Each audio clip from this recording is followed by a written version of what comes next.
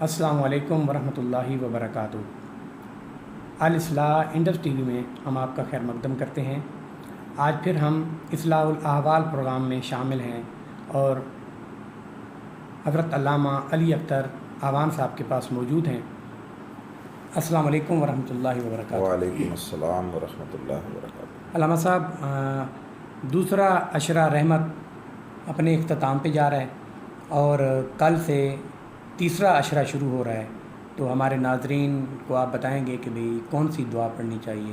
تیسرے عشرے کے اندر؟ بسم اللہ الرحمن الرحیم۔ بحمد اللہ تعالیٰ کی زندگی میں اللہ تعالیٰ نے پھر ہمیں رمضان المبارک کی یہ پرکیف گھڑیاں اور اصلاح احوال اور تہذیب نفس اور تربیت ذات کا یہ خوبصورت ماحول رمضان کی صورت میں عطا کیا ہے۔ وہ کہ ہم اس کی قدر کرنے اور اس کا حق ادا کرنے میں جو ہمیں اہتمام کرنا چاہیے ہم نہیں کر پاتے، مگر اس کی شان کریمی ہے کہ وہ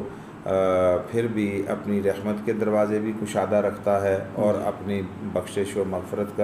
کی بشارت بھی دیتا ہے اور دوزخ سے رہائی کا پیغام جاں فضا بھی ہمیں سناتا ہے۔ تو آج دوسرا عشرہ اختتام ہو جائے گا اور تیسرا عشرہ، اور خوش قسمت لوگ جو ہے جن کی اوپر سے منظوری ہو گئی وہ اس کی دہلیز پر، اس کے دروازے پر اعتکاف بھی بیٹھیں گے۔ تو تیسرے عشرے کی جو دعا ہے کثرت کے ساتھ کرنی چاہیے، اٹھتے بیٹھتے چلتے پھرتے آتے جاتے نمازوں کے بعد ہر جگہ پر، وہ ہے اللہم اجرنی من النار، اے اللہ مجھے دوزخ سے اور آگ کے عذاب سے بچا۔ اگر انفرادی طور پر ذاتی حوالے سے کرے، اپنے لیے کرے تو یوں کہے اللہم اجرنی من النار، اور اگر اجتماعی طور پر سب کے لیے کرے اور پورے معاشرے کو شامل کرے تو پھر یہ کہے کہ اللہم اجرنا من النار۔ بس یہ صرف ایک فرق آئے گا، انفرادی کے لیے اجرنی اور اجتماعی کے لیے اجرنا، اللہم اجرنا من النار۔ اس کا کثرت کے ساتھ ورد معمول رکھنا چاہیے تاکہ اللہ رب العزت جب یہ ماہ رمضان ہم سے رخصت ہو تو ہم میں سے ہر کوئی رحمت کی خیرات بھی پا چکا ہو، بخشش و مغفرت کا مژدہ بھی اسے نصیب ہو چکا ہو، اور عذاب دوزخ سے اور آگ کے عذاب سے رہائی کا پروانہ بھی نصیب ہو چکا ہے۔ شکریہ جناب۔ سر آج پہلا سوال ہے، عمر دراز خان سید صاحب نے اسلام آباد سے کیا ہے کہ خطبہ جمعہ کے درمیان بیٹھنا کیوں ضروری ہے؟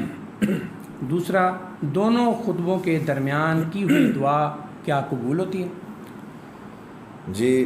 جہاں تک ہے دونوں خطبوں کے درمیان بیٹھنا،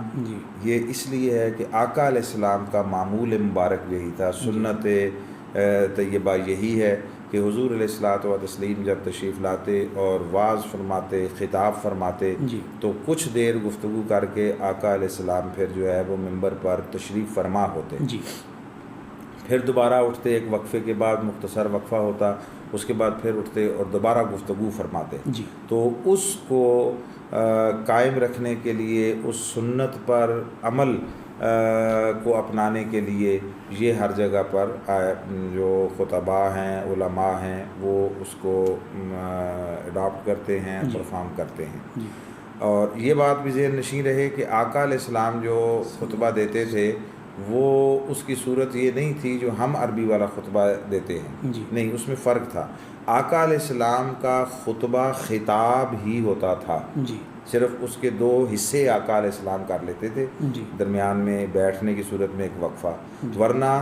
اصل جو آقا علیہ السلام کے خطبہ مبارک کا قائم مقام یا کہہ لیں کہ اس کے بدل کے طور پر ہے، وہ آپ کی وہ تقریر اور خطاب ہے جو مقامی زبان میں لوگوں کو تعلیم دین کے لیے، تربیت کے لیے، اصلاح احوال کے لیے اور واعظ و ارشاد کے لیے جو تقریر کی جاتی ہے وہ ہی اصل میں خطبہ ہے۔ مگر چونکہ نماز بھی جیسے ہمارے لیے لازم ہے کہ عربی میں پڑھیں، یہ تو شریعت کا ضابطہ اور تقاضا ہے، تو ہم آقا علیہ السلام کی سنت اور حضور علیہ الصلوۃ والتسلیم کے طریقے کے ساتھ اپنا تعلق جوڑے رکھنے کے لیے وہ عربی خطبہ جو ہے اس کو بھی شامل کرتے ہیں تاکہ سنت کے ساتھ ہمارا تمسک قائم رہے۔ اصل جو تقریر ہے وہی خطاب ہے، وہی خطبہ ہے۔ آقا علیہ السلام ہماری طرح اس طرح کو رٹا ہوا اور مخصوص کلمات پر مشتمل ہمیشہ خطبہ نہیں فرماتے تھے، ارشاد آقا علیہ السلام خطاب فرماتے تھے، وہی خطاب جو ہے وہ خطبہ ہوتا تھا۔ تو وہ دونوں کے درمیان بیٹھنا یہ سنت پر عمل اور سنت کو اختیار کرنا ہے۔ اب رہا دونوں کے درمیان جو ہے وہ دعا کی قبولیت، دیکھیں یہ بہت سارے مواقع ہیں جن کے لیے قبولیت دعا کی بشارتیں ہیں۔ وہ ہر نماز کی اذان سے لے کر جماعت کھڑے ہونے تک کا جو درمیانی وقفہ، یہ بھی قبولیت دعا کے لیے بڑا خاص اور اکسیر ہے۔ رات تہجد کے وقت، تہجد کی جو نماز ہے وہ بڑی لاڈلی نماز ہے، لاڈلی۔ جو تہجد کو اختیار کر لے تو وہ سمجھ لیں کہ تہجد رب کی بارگاہ سے اپنی دعاؤں کی قبولیت پا کر پلٹتی ہے۔ تو اسی طرح یہ دونوں خطبوں کے درمیان جو ہے یہ بڑی اللہ کی بارگاہ میں مقبول گھڑیاں ہوتی ہیں، مگر اس میں دعا کا طریقہ یہ ہے کہ دعا کے لیے ہاتھ نہیں اٹھائے جائیں گے، یہ ہاتھ اٹھائے بغیر اسی طرح بیٹھے بیٹھے اور بآواز بلند بھی نہیں، یہ دل میں ہاتھ اٹھائے بغیر دعا مانگی جائے گی، یہی اس کا طریقہ شریعت میں ہمیں سکھایا گیا ہے۔ ٹھیک سر، دوسرا سوال ہے عمران خان نیازی راولپنڈی سے کرتے ہیں کہ میری آنکھ میں شیشہ لگا ہے، ٹریٹمنٹ ہو رہی ہے، ڈاکٹر صاحب نے ڈراپ ہر 2 گھنٹے بعد ڈالنے کو کہا ہے اور 1 ٹیکہ روزانہ لگتا ہے، کیا میرا روزہ صحیح ہوگا؟ جی ٹھیک ہے، پہلے تو یہ اچھا ہوا کہ آپ نے نام کے ساتھ جگہ کا بھی بتا دیا ہے کہ عمران خان نیازی صاحب یہ راولپنڈی والے ہیں کوئی، کیونکہ اسلام آباد میں بھی ہے نا، آپ نے کہا شاید وہاں سے کال آ گئی ہوگی، وہ بھی کوئی مسئلہ پوچھ رہے ہو۔ تو جو چونکہ ان کی آنکھ میں زخم آ گیا، اس میں تکلیف ہے، تو اب جو ڈراپس ہیں وہ تو ہیں، ڈاکٹر نے دیے ہیں، وہ تو وہ ڈالتے رہیں گے۔ ایک تو یہ ہے کہ ان ڈراپس سے جو ہے روزے پر کوئی اثر نہیں ہوگا واقعہ اور متاثر نہیں ہوگا۔ دوسرا ہے انہوں نے کہا کہ انجیکشن روز کا 1 لگنا ہے، تو اگر تو وہ ایسا کر سکیں ترجیحاً کہ روزے کے ٹائمنگز کے سوا لگوا لیں، مثلا شام افطاری کے بعد لگوا لیں۔ ظاہر ہے اگر روز کا 1 لگنا ہے تو اس کا کوئی ایک وقت مقرر ہے۔ اگر کوئی مجبوری ہو کہ وہ اس ٹائم انجیکشن لگانے کی سہولت نہ ہو یا ان کی کوئی اور ذاتی مجبوری ہو، دن میں لگوائیں، تو اب اس میں علماء کا الگ الگ موقف اور نقطہ نظر ہے کہ وہ انجیکشنز کی بھی تقسیم کرتے ہیں، میجر تقسیم کرتے ہیں کہ وہ آئی وی ہے یا آئی ایم ہے، تو یہ آئی ایم ہے، یہ آئی ایم ہے، ٹھیک ہے۔ تو اس پر بھی بہرحال الگ الگ موقف ہیں، مگر ہم یہ سمجھتے ہیں کہ چونکہ وہ پین کلر کے طور پر ہے وہ، اور پین بھی وہ آنکھ میں ہو رہی ہے، تو اس کا معدے پر یا اس پر کوئی ایفیکٹ نہیں ہوتا ہوگا، ٹھیک ہے نا، پین کلر ہے، تو جس سے روزے کو برداشت کرنے میں سہولت ملے، آسانی ملے، یعنی بھوک کا احساس ختم ہو جائے یا جسم کی وہ ضرورت پوری ہو، تو اس انجیکشن کو تو ہم یقیناً منع کریں گے۔ لیکن یہ چونکہ پین کلر ہے اور پین بھی آنکھ کی ہے، تو اس لیے اگر وہ دن کے وقت بھی لگوا لیں تو ہم اللہ کی بارگاہ میں امید کرتے ہیں کہ وہ ان کے ثواب میں کمی بھی نہیں ہوگی، روزہ بھی قائم رہے گا۔ شکریہ سر۔ تیسرا سوال ہے، یہ سوال ہم سے پہلے بھی ہو چکا ہے، یہ حمید اللہ شاہ صاحب نے ترگ شریف میاں والی سے بھیجا ہے۔ حافظ صاحب نے نماز فرض اور وطر نہ پڑھے داڑھی چھوٹی ہونے کی وجہ سے، اور نماز تراویح پڑھا دی۔ اب مقتدی یہ کہتے ہیں کہ کیا ہماری نماز پر تو کوئی اثر نہیں ہوگا، کیونکہ اس تراویح پڑھانے والے نے نہ فرض پڑھا اور نہ ہی اس کے بعد اس نے نماز وطر پڑھی، تو کیا ہماری نماز درست ہو گئی؟ دوسرا، آج تک اس بندے نے وہ جو فرض نماز اور وطر نماز ہے وہ ادا ہی نہیں کیے، تو وہ کیا کرے؟ یہ بڑا گمبھیر اور لوگوں کے اندر مس کنسیپشن ہے، ایک گمبھیر مسئلہ ہے، مس کنسیپشن ہے، مس انڈرسٹینڈنگ ہے، دین کی غلط انٹرپریٹیشن ہے۔ پہلی بات تو یہ ہے کہ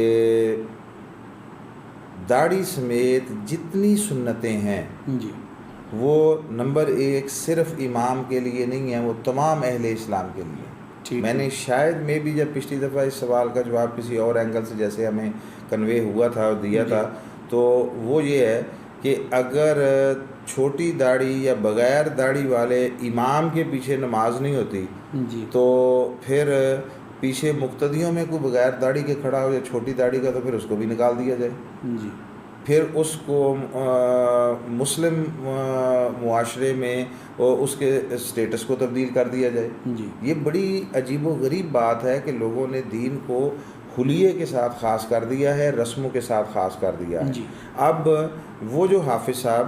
نہ مجھے معلوم، نہ میں جانتا ہوں کون ہے اور نہ میں جاننا چاہتا ہوں، ہم تو صرف بات کرتے ہیں طرز عمل کی، جی اور وہ یہ کہ انہوں نے داڑھی چھوٹی ہونے کی وجہ سے اس کے پیچھے نماز نہیں پڑھی، جی فرض نماز چھوڑ دی ہے اور جماعت کی فضیلت کو چھوڑ دیا ہے۔ جی اب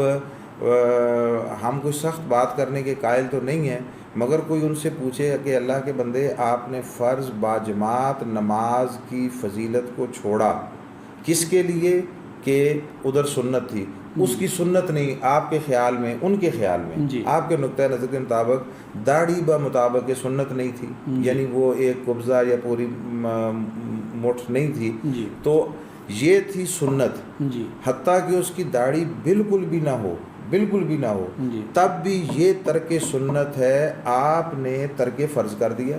ٹھیک ہے آپ نے جماعت کو، فرض نماز اور اس کی جماعت دونوں کو چھوڑ دیا، اور پھر آپ نے وطر بھی چھوڑ دیے، تو یہ آپ ترک فرض و واجب کے مرتکب ہوئے، جی جبکہ وہ ترک سنت کے آپ کے پوائنٹ آف ویو سے، ہمارے پوائنٹ آف ویو سے نہیں۔ جی تو یہ تو ان حافظ صاحب نے اپنے اوپر ظلم اور زیادتی کیا۔ جی اب جو لوگوں کا مسئلہ ہے اس کو بھی دیکھ لیتے ہیں کہ انہوں نے کہا کہ ہماری نماز ان کے پیچھے ہو جائے گی کہ انہوں نے یا ہو گئی جو تراویح پڑھی، تو دیکھیں تراویح ہے نفل بنیادی طور پر، جی فقہ میں نمازوں کے اعتبار سے سنت کا درجہ نہیں ہے، فرض ہے، واجب ہے، نفل ہے، جی تو یہ نفل ہے، جی ٹھیک ہے۔ تو نفل میں وہ آدمی جس نے خود فرض پڑھے ہیں نہیں پڑھے ہیں اس کا کنسرن نہیں ہے، وہ اس کے ذاتی تقوی و طہارت کے پوائنٹ آف ویو سے دیکھ لیا جائے گا، مگر اب وہ نفلوں کا امام ہے، جنہوں نے ان کے پیچھے پڑھی ہے نماز اور انہیں اسی مقصد کے لیے اپوائنٹ کیا گیا یا ان کی خدمات حاصل کی گئی، جنہوں نے پڑھی نماز ان کی ہو گئی، ٹھیک ان کی نماز پر اس سے فرق نہیں پڑے گا کہ انہوں نے جماعت کے ساتھ فرض پڑھی یا نہیں پڑھی۔ جی مثلا رمضان نہ بھی ہو، جی ہم کوئی نفل پڑھنے کا اہتمام کرتے ہیں، ٹھیک ہے تو نفل کا وقت ہو گیا ہے، کوئی آدمی آیا جس کو ہم نے اس کام کے لیے ریکویسٹ کی تھی، اس نے بھی فرض نماز نہیں پڑھی ہے، وہ اگر نفل پڑھائے گا امامت کے طور جماعت میں، جی نفلوں کی جماعت کرا لی جائے، وہ اگر امامت کروائے گا تو سب کی ہوگی، کسی کا کوئی مسئلہ نہیں ہے۔ ٹھیک اور یہ بات بھی یہ اب ان احباب سے کہنا چاہتا ہوں جنہوں نے کہا کہ انہوں نے آج تک فرض بھی وہ نہیں پڑھے، واجب بھی نہیں پڑھے، تو اس پر میں نہیں سمجھتا کہ انہیں یہ بات کہنے کا حق ہے، کیا وہ اس دن سے لے کر اس وقت سے لے کر اس وقت تک ان کے ساتھ جڑے ہوئے ہیں؟ ممکن ہے انہوں نے گھر جا کے پڑھی ہو، ہاں وہ خود اگر کہتے ہیں کہ میں نے نہیں پڑھی، جی ان سے پوچھا جائے کہ آپ نے اس وقت جماعت کے ساتھ تو نہیں پڑھی تھی، کیا اس کے بعد آپ نے پڑھ لی، جی پڑھی تھی؟ اگر وہ کہتے ہیں پڑھی تھی تو اس کا اعتبار ہوگا، نہ اس پر کوئی حلف، نہ ان سے کوئی اور پرسش ہوگی، ٹھیک بس انہوں نے کہا میں نے پڑھی، دیٹس اٹ۔ اگر وہ کہتے ہیں نہیں پڑھی جی تو یہ پھر انہوں نے وہ پہلے عمل سے زیادہ بڑا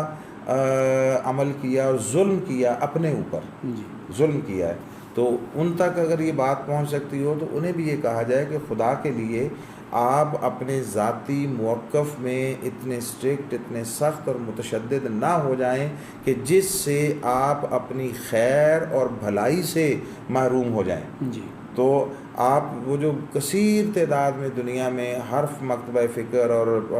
ہر اسکول آف تھاٹ کے علماء اور فقہا انہوں نے کہا ہے کہ اس کی وہ اس میں شدت نہیں ہونی چاہیے داڑھی کی رکھنے اور داڑھی کے سائز میں، تو آپ ان کو سمجھیں کہ وہ آپ سے کہیں بڑے درجے کے صاحبان علم و تحقیق ہیں، تو ان کے فتوے پر بھی آپ غور کریں اور اپنی بات لوگوں پر مسلط کرنا چھوڑ دیں، اور اپنے آپ کو بہت ساری فضیلتوں سے اور بہت ساری اللہ کی کرم نوازیوں سے محروم نہ کریں اور اپنے لیے دروازے بند نہ کریں۔ اللہ تعالی ہم سب کو دین کا فہم بھی عطا فرمائے، حسن عمل کی توفیق بھی عطا فرمائے۔ شکریہ علامہ صاحب، آپ نے بہت خوبصورت جواب دیے۔ ناظرین کرام، آج کا ہماری نشست ختم ہوئی۔ اللہ پاک آپ کا حامی و ناصر ہو، اللہ پاک آپ کے لیے آسانیاں پیدا فرمائے۔ والسلام علیکم ورحمۃ اللہ وبرکاتہ۔